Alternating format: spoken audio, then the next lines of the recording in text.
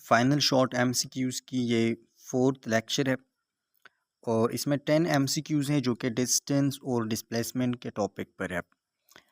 ये topic students को तो बहुत इजी लगता है, लेकिन जैसे ही मैंने अभी ये टेस्ट बनाया और चूँकि हम व्हाट्सएप ग्रुप में कंडक्ट करते हैं टेस्ट को, तो किसी भी स्टूडेंट ने इसमें फुल मार्क्स नहीं लिए। आई डोंट नो ये क्वेश्चंस मुश्किल है या ज़्यादा टेक्निकल है या क्या मसला है। लेकिन चलिए इनको डिस्कस करते हैं और वन बाय वन हर एक क्वेश्चन को एक्सप्लेन करते हैं। क्वेश्चन नंबर 1 है जो कि किसी भी स्टूडेंट ने करेक्ट नहीं किया है। Which of the following statement is true? इनमें से कौन सा स्टेटमेंट ट्रू है? ऑप्शन ए है displacement covered by a moving body can be zero. ये दो दफा लिखा गया है बट ये एक है, ठीक है। कहते हैं कि डिस्प्लेसमेंट ऑफ अ बॉडी क्या वो ज़ीरो हो सकती है मूविंग बॉडी के लिए? रिमेंबर एक बॉडी मोशन में है, अगर रेस्ट पे हो तो ज़ाहिर सी बात है ज़ीरो है। ऑप्शन बी है distance covered by a moving body can be zero. तो कौन सा इसमें से ट्रू है? दोनों ट्रू है या कोई भी ट्रू नहीं है? देखिए डिस्प्लेसमेंट ज़ीरो हो सकता है। अगर एक बॉडी सर्कुलर पाथ में मूव करती हो तो उसकी डिस्प्लेसमेंट ज़ीरो होती है फॉर अ फुल सर्कल। इस तरह एक बॉडी अगर इनिशियल पॉइंट से स्टार्ट करे, किसी कोई डिस्टेंस कवर करे और वापस वो यहाँ पर आ जाए तो वो ज़ीरो हो सकती है, क्योंकि डिस्प्लेसमेंट एक वेक्टर क्वांटिटी है और यहाँ पर डायरेक्शन मैटर करता है। डिस्टेंस जो है वो कभी भी ज़ीरो नहीं हो सकती मूविंग बॉडी के लिए। एक बॉडी अगर मूव कर रहा है तो वो स्ट्रेट लाइन में हो, वो सर्कल में हो, वो हेलिकल पाथ हो, वो किसी भी पाथ में मूव करे उसकी डिस्टेंस कभी भी ज़ीरो नहीं हो सकती। ओनली डिस्प्लेसमेंट वो ज़ीरो पॉसिबल है इन सर्टेन केसेस। ओके, तो ऑप्शन ए हमारा करेक्ट आंसर है। अगला क्वेश्चन है the distance covered by a moving body can be smaller than it's displacement. क्या डिस्टेंस जो है एक मूविंग बॉडी के लिए वो डिस्प्लेसमेंट से स्मॉलर हो सकती है? तो the answer is no.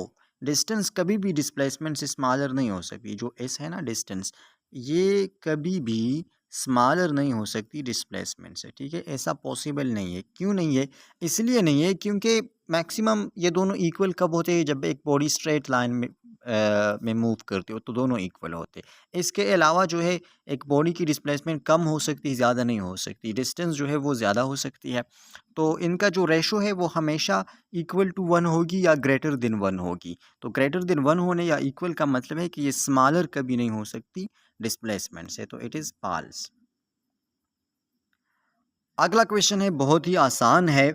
In object moves from this point to this point. ये अब पॉइंट्स दिए गए हैं हमें एक्स वाई प्लेन में। एक्स वाई प्लेन में क्या होता है? टू डायमेंशनल प्लेन में एक एक्स,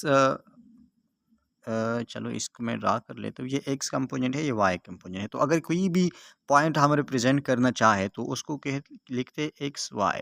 एक उसका एक्स कोऑर्डिनेट लिखते, एक उसका वाई कोऑर्डिनेट लिखते। तो हमें दो पॉइंट्स गिवन है, दोनों के एक्स और वाई कोऑर्डिनेट्स गिवन है और हमसे डिस्प्लेसमेंट मांगा गया है। देखिए डिस्प्लेसमेंट क्या होता है? Shortest distance between two points होती है। अगर ये एक पॉइंट है एक्स वाई, ठीक है, और ये दूसरा पॉइंट है यहाँ पर जो चलो पी क्यू है, ठीक है। तो इन दोनों के बिटवीन अगर मैंने डिस्प्लेसमेंट को फाइंड करना है तो मैं क्या करूँगा? ये सेकंड पॉइंट से फर्स्ट पॉइंट को माइनस करूँगा। Simple is that. मतलब यहाँ पर जो एक्स कंपोनेंट है एक्स टू, उससे एक्स वन को माइनस करूँगा और जो वाई टू है उससे वाई वन को माइनस करूँगा, तो मेरे पास डिस्प्लेसमेंट आ जाएगा। और एक्स कंपोनेंट के साथ हम यूनिट वेक्टर आई लगाते हैं, वाई कंपोनेंट के साथ हम यूनिट वेक्टर जे लगाते हैं। तो दिस इज़ वेरी ईजी। चलो इसको कर लेते हैं। यहाँ पर एक्स टू क्या है? 4 है और एक्स वन क्या है? 2 है। तो 4 minus two is equal to 2। तो 2i बन जाएगा, ठीक है, प्लस आ जाएगा दरमियान में।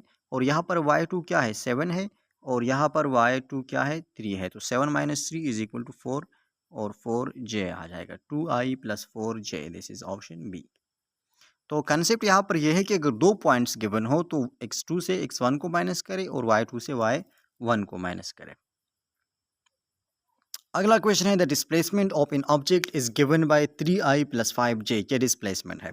Then the distance covered will be. तो डिस्टेंस कवर्ड क्या होगी? देखिए हम कहते हैं ना कि displacement is a vector quantity और डिस्टेंस जो है वो एक स्केलर क्वांटिटी। और फिर हम कहते हैं कि जो डिस्प्लेसमेंट है अगर हम इसका मैग्नीट्यूड ले लें तो that is equal to distance. Distance क्या होता है? मतलब अगर इसे हम डायरेक्शन की बात निकालें तो वो डिस्टेंस के इक्वल हो जाती है। तो magnitude of displacement is equal to distance covered. अब मैग्नीट्यूड को हम क्या कैसे फाइंड करते हैं? मैग्नीट्यूड का फार्मूला क्या है? डिस्प्लेसमेंट का मैग्नीट्यूड या किसी भी वेक्टर का मैग्नीट्यूड, कोई भी वेक्टर हो तो उसका मैग्नीट्यूड इक्वल होता है स्क्वायर रूट एक्स कंपोनेंट का स्क्वायर प्लस वाई कंपोनेंट का स्क्वायर, इसके इक्वल होता है। अब यहाँ पर एक्स कंपोनेंट क्या है 3 है, तो 3 का स्क्वायर क्या हो जाएगा 9 हो जाएगा, प्लस वाई कंपोनेंट क्या है 5 है और 5 का स्क्वायर 25, तो 9 + 25 इज इक्वल टू 34 और अंडर रूट 34 क्या हो जाएगा under the root 34, option C under root 34। ये डिस्प्लेसमेंट का मैग्नीट्यूड है और हमें पता है कि the magnitude of displacement is equal to distance covered, तो ये आपको कंसेप्ट पता होनी चाहिए। ये सारे एमसीक्यूज का मकसद ये है कि आपकी कंसेप्ट क्लियर हो जाए। ज़ाहिर सी बात है एग्जाम में तो डिफरेंट क्वेश्चंस होंगे। क्वेश्चन 5 है the ratio of distance to displacement for a body move through a full circle. Full circle के लिए डिस्टेंस टू डिस्प्लेसमेंट रेशो, तो देखें फुल सर्कल में डिस्टेंस किस चीज़ के इक्वल होता है, distance is equal to 2πr और displacement is equal to 0। Circular motion में डिस्प्लेसमेंट 0 होती है, तो डिस्टेंस टू डिस्प्लेसमेंट मतलब अगर हम डिस्टेंस को डिस्प्लेसमेंट पर डिवाइड कर दें तो ये रेशो किस चीज़ की इक्वल होगी, anything divide by 0 is equal to infinite. ये आपको पता है any X divide by 0 gives us what infinity, तो ये इनफाइनाइट होगी। अब इसका एक और वर्जन भी है इस क्वेश्चन का and that is the ratio of displacement to distance for a body move through a circle. तो डिस्प्लेसमेंट कितनी होती है सर्कुलर मोशन में 0 होती है, डिस्टेंस कितना होता है 2πr होता है, तो 0 किसी भी चीज़ पर अगर हम डिवाइड करें द आंसर इज 0। अगला क्वेश्चन है number 7 the ratio of displacement to distance for a body move through a full circle is. ये तो शायद अभी हमने कर भी दिया, distance to displacement for a body move through a full circle. ये रिपीटेशन हो गई या पता नहीं क्या हो गई, इसकी इनफाइनाइट आंसर है, आई विल चेक इट, ये क्वेश्चन शायद मिस हो गई। For a semi circle the distance to displacement ratio is always. Semi circle के लिए distance to displacement ratio always क्या होती है, देखिए सेमी सर्कल में डिस्टेंस कवर्ड किस चीज़ के इक्वल होता है πr के इक्वल होता है, और जो डिस्प्लेसमेंट कवर होता है वो इक्वल होता है 2r के, तो आर आर के साथ कैंसिल और the ratio is equal to π/2। ये हमेशा हमेशा π/2 होगी, चाहे सर्कल की रेडियस कितनी हो, चाहे स्पीड कितनी हो, चाहे छोटी सर्कल हो बड़ी सर्कल हो, ये रेशो हमेशा π/2 के इक्वल होगी, ये एक फिक्स्ड है, ठीक है। और फिक्स्ड है तो पाई ऊपर वाली जो क्वांटिटी है ये ग्रेटर है, नीचे वाली स्मॉलर है, तो ग्रेटर को अगर हम स्मॉलर पर डिवाइड करें हमेशा ये रिजल्ट आएगा ग्रेटर देन 1, तो ये रेशो हमेशा ग्रेटर देन 1 होगी। And remember this is for semi circle only. Question number 9 area under acceleration time graph gives. Acceleration time graph का एरिया क्या देता है हमें, तो instantaneous velocity, average velocity, change in velocity. Remember area हमें क्या देता है चेंज इन वेलोसिटी। एरिया किस चीज़ के इक्वल होता है acceleration multiply by time and this is equal to change in velocity. Question number 10 है a body moving in a circle completes 3 full revolutions and 1 half the distance covered is. Full revolution में जो distance cover होता है that is equal to 2πr एक revolution में। अब अगर 2 revolutions हो तो इसको 2 से मल्टीप्लाई करें, अब अगर 3 रिवॉल्यूशंस हो कंप्लीट तो 3 से मल्टीप्लाई करें, तो कंप्लीट 3 रिवॉल्यूशंस के लिए 3 से मल्टीप्लाई करके 6πr हो जाएगा प्लस 1 हाफ, और हाफ रिवॉल्यूशन में कितना डिस्टेंस कवर होता है πr, तो दोनों को ऐड करके जो आंसर आता है दैट इज 7πr, तो हमारा आंसर होगा डी।